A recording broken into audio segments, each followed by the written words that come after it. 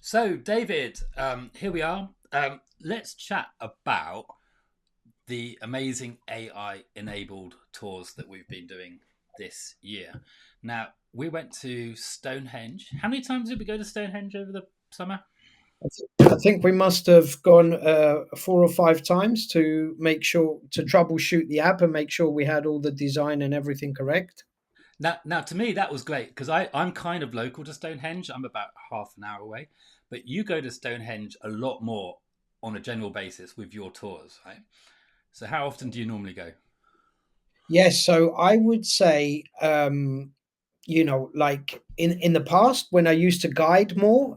Now I'm more, running the company. But when I used to guide more, I could have been about could have been going to Stonehenge about 200 times a year, maybe. I would say we have probably over 700 tours every year going to Stonehenge. So it's a very popular site for us, and a wonderful site. So much history and so much enigma and so much mystery. So yeah, it's a very special place to me. Yeah, so I love being there with you, going to Stonehenge because you would stand at a particular place and go, right, this is how I tell this story in this location, and I think you were setting me some big challenges to meet in terms of how on earth we're going to get AI to do something, something similar. So beyond Stonehenge, what else do you offer in your company? Just remind us your company name and how long you've been trading and what are you doing? So the company name is Bespoke England Tours, and I founded the company in 2019. We offer private car tours, luxury private car tours around London, also the rest of England. So Stonehenge, very popular location, Windsor Castle, the Cotswolds, Stratford upon Avon, Oxford, Bath, all of these day trips from London. And also, we offer multi day tours, which could be 2 days in London, 3 days around the Cotswolds, 5 days, Southern England and Wales, 7 days. England and Wales at length, or up to 14 days to cover the whole of the British Isles. So yeah, that's what we do. Private luxury private car Yeah. tours. So they're normally at the higher end of the market, right? So people are paying a good amount of money for these tours. That's right, because it's a fully customized service. So, like, we have standard itineraries that go to Stonehenge or Windsor Castle or other places like this. But quite often, the reason clients come to us is they want a bit more customization. So maybe Yeah. they'd like to add Salisbury, or they'd like to go to Winchester, or they have a particular interest in a certain topic. That could be a bit of English history, a writer, a film, a TV series. So everything is very highly customized, and that's why clients often come to us. We do offer a premium service, that's the customization, but also we deliver our tours in Mercedes V Class and executive Vitos. So all executive class vehicles, and we have very knowledgeable driver guides. That's our main selling category to date. Is a driver guide, but also we have experienced chauffeurs and great tour guides as well. So it's all about customer service and good products and knowledgeable, friendly, professional staff. So yeah. So tell me a bit more about these driver guides. So at the moment, the market works. You have a driver and a guide who is normally one person, and they both drive the vehicle and they're commercially permitted to drive. Plus, when you get to a location, they become the storyteller, the guide. How does that change now as a result of AI? So that's correct. So until now, I envision this to continue to be the case. Our drivers, which are private hire licensed drivers, um, drive the vehicle, and when we get to the venues, they become the tour guides. So all of them have been carefully handpicked by me. I have recruited and trained them. I have been a tour guide for almost 17 years now. I am a London certified green badge guide as well. And so the idea is they are very knowledgeable on the venues we visit, and they accompany the guests around and guide within the venues as much as the regulations of each particular venue allow. The whole idea of the AI guide, there are several reasons why we wanted to develop it, and we don't see this as a replacement for human guides. So this is more like an AI guide that is at the moment hosted on an app. In the future, it might be hosted on your smart glasses, but right now that's what we've developed it, how we've developed it, and it's for a number of reasons. Like first of all, a very important reason to us are languages. This AI guide is available in 17 different languages. Now, we often struggle to cover any other language other than English. So we do have a few of our driver guides speak Spanish and Portuguese, but that's it really. German, Japanese, Chinese. We struggle to find, driver guides to cover those languages. And sometimes in the peak of summer, you even struggle to find tour guides that will cover those languages in England. So that was one very important thing for us. Secondly, also we developed it thinking of serving a different clientele. Not everybody wants to be with a tour guide who is going to hold their hand and walk them around the venues. There are people who are more inclined to explore on their own, right? Who are independent travelers, and they're coming to us basically because they want the luxury element of transport included. So they want to get picked up at their hotel, they want to be in a premium vehicle, they want to be with a professional chauffeur, but then when they get to the venues, they're happy to go around on their own. And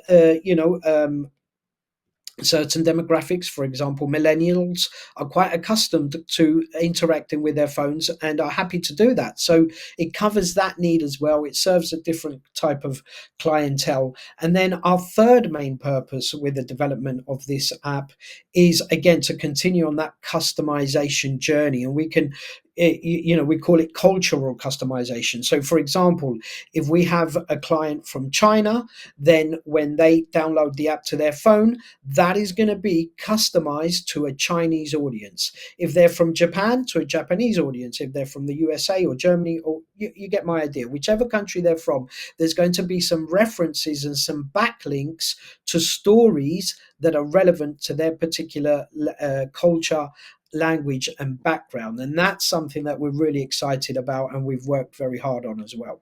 Yeah, so there's a body in the museum, isn't there, in Stonehenge? And I've been there with you, and you know, if you have an American tourist, what do you say? Who do they look like?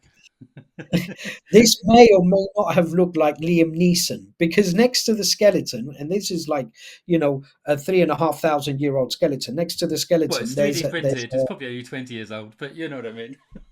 yeah. It's there's like an artist's interpretation made of wax of what that person's face may have looked like. But yes, or you can look at his teeth and you can say, well, he has a pretty good set of teeth for all those years ago. So, his dentist might have been Turkish or might have been American. But then there's serious, cross Yep, reference into periods in their history. What was happening in their countries. 5,000 years ago when Stonehenge was first built, and that's yep, something that that we're excited about, to be able to culturally customize the app or the AI guide to the particular clients yeah. every day. And it's hard also for the human tour guide in that scenario to know all the correct cultural references for every single customer. You have a family from Mexico or you have a family from France, you're going to need to give different cultural references. And this is a problem that AI finds quite simple to solve, and that human tour guides not so. So we had some good news over the last few weeks, didn't we, David? We won, you and I, the Fever Future Tech Prize, which is a competition that Fever, who's a big European-based experiences OTA agency, and after a few rounds of the competition, I went to Madrid and pitched their team face to face, and we came first, which I was delighted about. So we have won €10,000. What are we going to do with €10,000, David? We're going to have a big party. That's the first thing, Oh, don't because we tell still that. haven't seen. We're gonna get everyone asking for invites now. This is going to be terrible. Because I had the flu when we were supposed to go to Madrid, and it was pretty bad, so I'm going to go. So no, we're going to reinvest part of that money in developing new products. So again, very excited about that. So for example, we're thinking that the next AI host that we're going to develop, or the AI guide, is for the Cotswolds. Now the Cotswolds, for those of you that are watching from overseas or may not be too familiar with the Cotswolds, it is like the postcard image of the English countryside. You've got, the beautiful rolling hills, lots of pretty stone villages, sheep in the fields, when canola's in bloom, like March, April, beautiful yellow fields. It's really, really nice. It is probably, the quaintest part of England, or southern England, at least in my opinion. And so that tour, it requires less guiding, as such. You're not going to a place like Windsor Castle or Salisbury Cathedral or Leeds Castle, or all these other wonderful places where the guide, because remember this, and I think this is really important to point out, this AI guide that we've developed is not a replacement to human guides. We never developed it as a replacement to human guides. This is a different product aimed at a different audience. And so the idea is, to replace a guide in any of those venues, that's not what we're trying to do. So but when you're visiting the Cotswolds, and we have a preset itinerary, right? So our tours normally follow same itinerary, unless the clients have requested for a customized version. But we like to offer the tours that we have because they're tried, tested, and successful. We've run this tour in this order, in this particular start time, end time, and so on, hundreds of times successfully. So the AI guide is just going to be a continuation of that. So once you get to the first village, for example, if you're going to Bibury, then, okay, you get picked up at your hotel, chauffeur driven in luxury car, you get to the Cotswolds. But at that point, you can go out and explore on your own. You will have the app on your phone that will have a map, it will have directions, and then it will have certain points where it triggers a commentary. So you get to Bibury and you're there in Arlington Row, and it's going to tell you about the 17th century weaver cottages that you have there. It's going to tell you about how the village was recorded in the Domesday Book and what is the Domesday Book. It's going to tell you all these stories, but it's going to be able to take you around as well. Yeah. And so then you get back in the car with the chauffeur and you go on to the next stop. And again, you do the same thing. So it is kind of self-guided, but it's augmented, it's Yep. assisted. So you're not just walking around on your own. And at the same time, you don't have to be with a guide that wants to do things in a particular order, take you here, take you there. You have the freedom to follow the app, or you have the freedom to just wander off and do your own thing. And at the same time, you still get some information. So that's the next product that I think that we're going to develop. And again, super excited about that, because I think that will also be um, very interesting for all the criteria we mentioned before, but especially the languages. Yep. The Cotswolds is very popular with tourists from Japan and from other regions of the world, but particularly Japan, because the Emperor Hirohito, he stayed in Bibury on his tour of England, and so it's always been really popular with Japanese tourists, long before it was popular with other internationals. And so again, that would allow us to serve that audience, which until now we haven't been able to. And I think what you've just described is the kind of the future of tour operating, which is taking the best bits of the human tour that we have today, and then sort of merging that with AI in some way, so we retain human connection, and we also, which I think is, I mean, like, super important.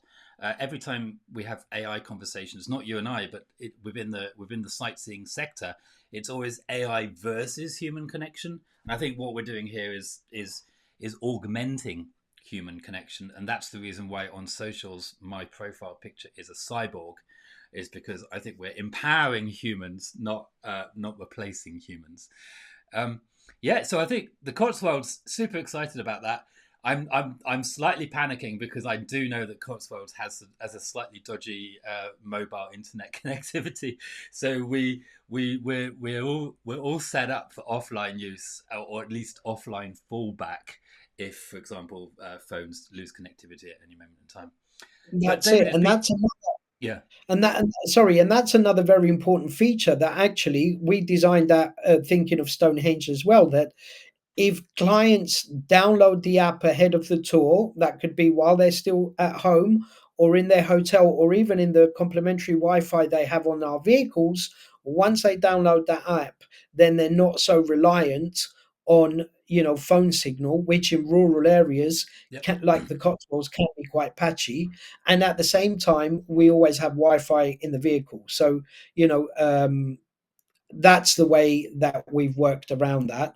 And I'm pretty sure that that won't really be a tech issue as long as the clients follow the instructions that they receive on the confirmation email. Please download your app so you Yeah. can use it offline. Absolutely, and I do think that the key point though is that with these AI experiences, it's all about the interaction. So it's not a one way piece of audio like classical audio tours.